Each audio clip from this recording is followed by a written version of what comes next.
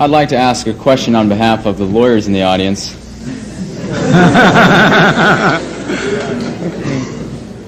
You talked tonight a lot about freedom, and it seemed to me that one of the types of freedom that was implicit in your talk was the freedom for an individual not to act, as well as the freedom for an individual to act. And this, in light of your discussion of externalities and market failure, reminded me of a problem in law that's called the non-feasance-misfeasance distinction. And the typical example is the Good Samaritan paradox. And that simply is, if I'm walking alone on a beach, and I look out in the water and there's somebody drowning, does society have the right to impose upon me the duty to rescue that person in the water? In other words, am I no longer free not to act? And so the question I'd like to ask you, Professor Friedman, is under what circumstances may government in a free society impose upon an individual a duty to act? Note the shift you've made. You started with society and ended up with government. Are those synonymous? That's a rhetorical question that has an implied answer. It sure does. Let's go back.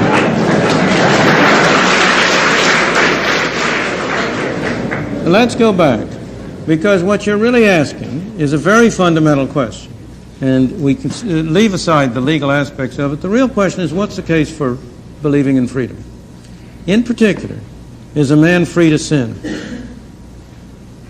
Because this is what you're really saying. If I see you about to sin, am I free to let you sin? If I know that you're sinning, the answer is no. The justification for freedom is that we don't know. That who are we to judge for our fellow man?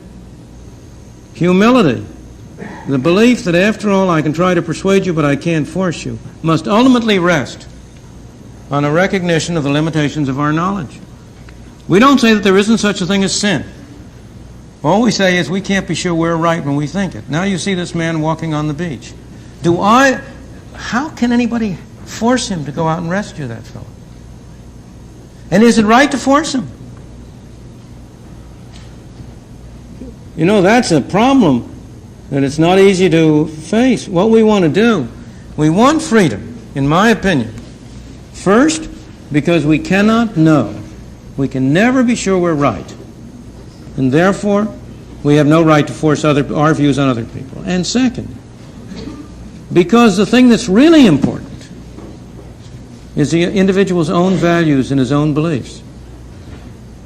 If you're not free to sin, then neither are you free to be virtuous. Virtue is a meaningless concept unless an individual has a free will to choose between one act and another. You and I might think very, very well of that individual if he jumped in and tried to rescue the man sinking. And we will impose that value on him through the social process whereby we construct values and transmit them to one another. A good society will certainly be one in which people in that position will be strongly inclined to move out and try to rescue the man there. But that's a very different question from saying that if the society is bad, we can make it good by using force to drive him out there to bring the other man in. I'm not sure that's an answer to your legal question, but it's an answer, I think, to the moral question. Thank you. Thank you. Let's go to the next one.